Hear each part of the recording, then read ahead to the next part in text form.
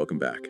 We talk a lot about decluttering on this show, but I feel like there's this one area that always gets kind of brushed aside, our digital lives. Like, seriously, when was the last time you looked at your downloads folder and didn't want to just chuck your computer out the window? And don't even get me started on phone notifications. It's like the digital equivalent of a screaming toddler, constantly vying for our attention. So today, we're diving deep into the wonderful world of digital decluttering. We're going to figure out how to tame those notification beasts, organize the chaos, and maybe, just maybe, find a little peace of mind in the process.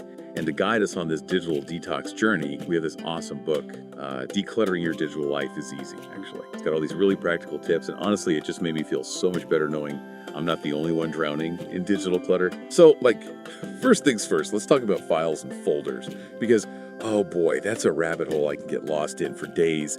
Anyone else out there guilty of saving everything to their desktop? Don't judge me. No judgment here. We've all been there. But you've actually hit on something really important. See, our brains are hardwired for order. When we create this kind of digital chaos, it's like having 1,000 tabs open in our minds.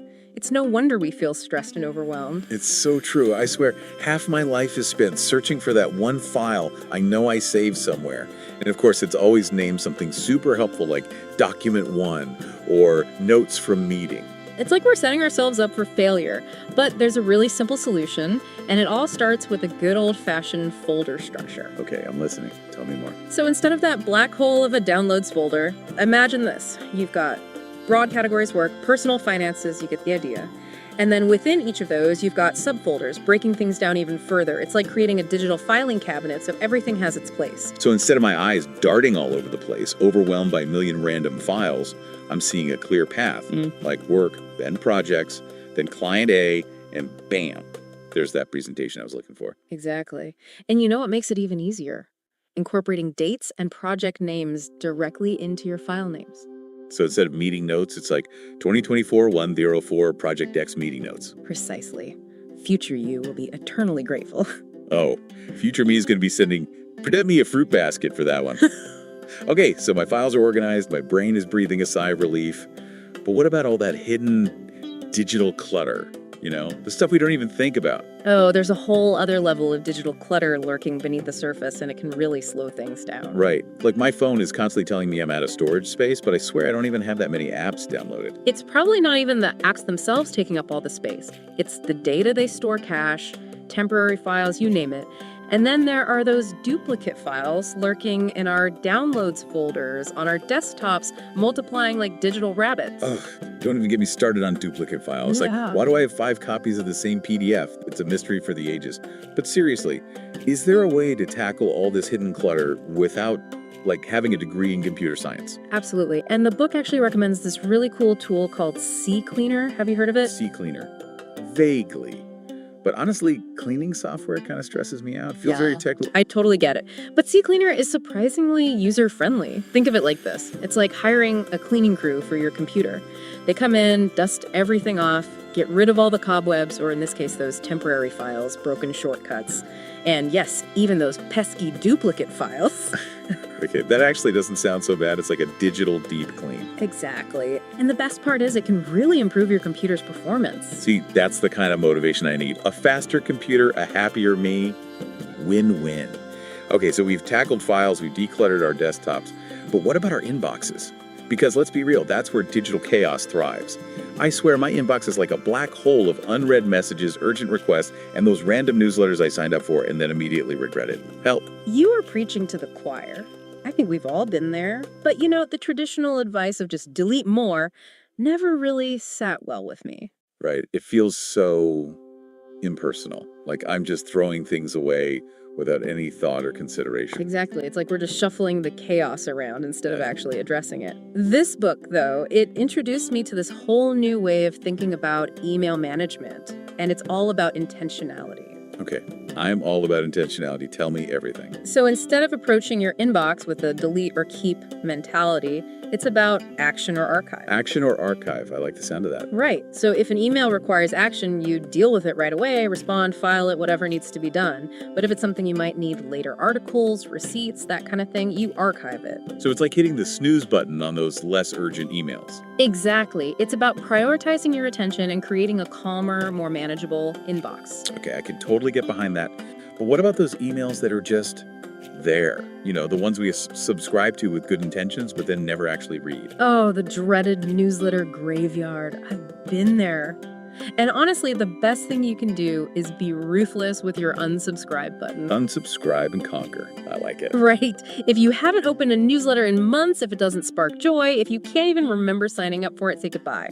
It's like digital decluttering Marie Kondo style. Exactly. And then for the emails you do want to keep, create those digital pigeonholes we talked about earlier. Like folders for my inbox. Yep. Work, personal, finance, travel, whatever makes sense for you. It's all about that visual clarity. Okay, I am feeling so much more organized already.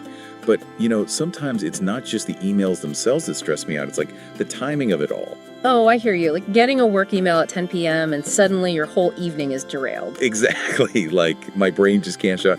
Is there any way to combat that always on feeling? There is. Remember how I said this book is all about intentionality? Well, it also talks about this thing called the boomerang technique, and it's brilliant. Boomerang technique.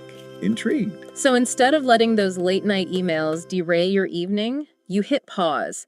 Most email platforms have this feature where you can schedule emails to send later. Wait, so I can write an email at midnight, but schedule it to send at like 8 a.m.? Exactly. That way you're not disrupting someone else's evening or stressing yourself out. Genius. I love it. Okay, we've officially conquered the inbox. What's next on our digital decluttering agenda? Okay, so my computer's running faster. My inbox is a vision of zen-like calm. But what about my phone? Because honestly, that's where I feel like the real digital clutter battle takes place. Oh, absolutely. Our phones are like these mini computers we carry around in our pockets, and they can accumulate digital clutter faster than you can say app update. Seriously, it's like every time I turn around, I'm getting that dreaded storage full notification. And it's not just about the storage space, right? All those unused apps, those random notifications, they drain our battery life, slow down our phones, and just generally add to the mental clutter. It's so true. Like, my phone is supposed to make my life easier, not stress me out even more. So how do we even begin to tackle phone clutter? Where do we even start? Well, remember how we talked about the importance of a good folder structure for our computers? The same principle applies to our phones. Okay, so instead of having like 10 screens of apps I never use, I need to create some kind of system. Exactly. Think about the apps you use most frequently and group them into categories. Like maybe you have a folder for social media, one for productivity, one for entertainment. Oh, and maybe one for those random games I download when I'm bored and then forget about. Exactly. Out of sight, out of mind, right? And speaking of out of sight, out of mind, let's talk about photos and videos, because those can be real storage hogs. Tell me about it.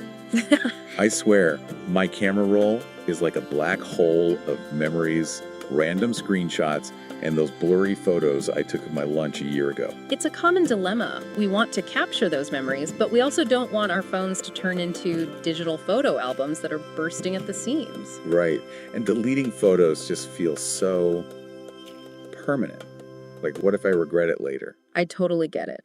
But that's where cloud storage comes in. Services like Google Photos or iCloud are like having a digital safety deposit box for your memories. So I can back up all my photos and videos and then delete them from my phone, knowing they're safe and sound in the cloud. Exactly. It's like freeing up a ton of mental and digital space.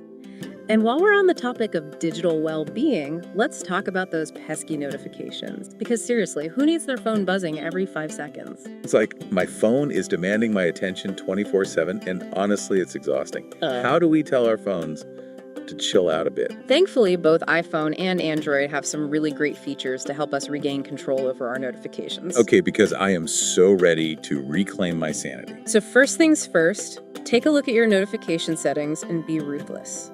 Do you really need to know every time someone likes your Instagram post? Okay, maybe not every time. Right.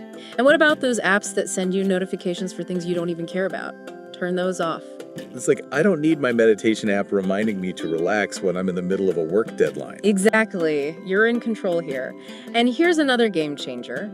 Utilize those do not disturb and focus mode features. Oh, yeah, those are awesome. I actually use those sometimes when I need to, like, actually get work done. They're lifesavers.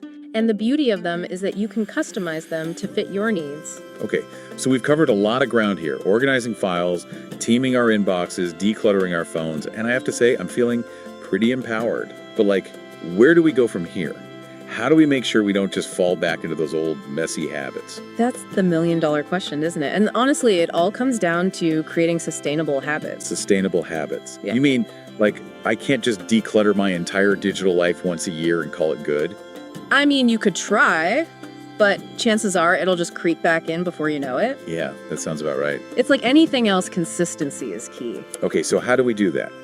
How do we make digital decluttering a regular part of our lives without, like, losing our minds? It's all about finding what works for you. Some people find it helpful to schedule a specific time each week for digital decluttering. Like a digital Sunday reset. Exactly. Others prefer to tackle it in smaller chunks throughout the week. So, like, maybe I spend 15 minutes each morning deleting old emails and organizing my phone. Precisely. The key is to make it a habit, something you do automatically, without even thinking about it. Okay, that actually makes a lot of sense. Small, consistent actions, rather than these big, overwhelming overhauls. I can totally get behind that. Well, there you have it, folks. Another deep dive in the books. We've learned how to organize our digital lives, tame those notification beasts, and create a calmer, more intentional online experience. Remember, it's all about finding what works for you and making it a habit. And hey, if you totally ignored this entire episode and your phone is currently being held together by rubber bands and a prayer, that's okay too. We're all on our own journeys, right? Just promise me you'll at least try to locate your downloads folder before our next deep dive. Deal. Until next time, stay curious, stay organized, and we'll see you on the flip side.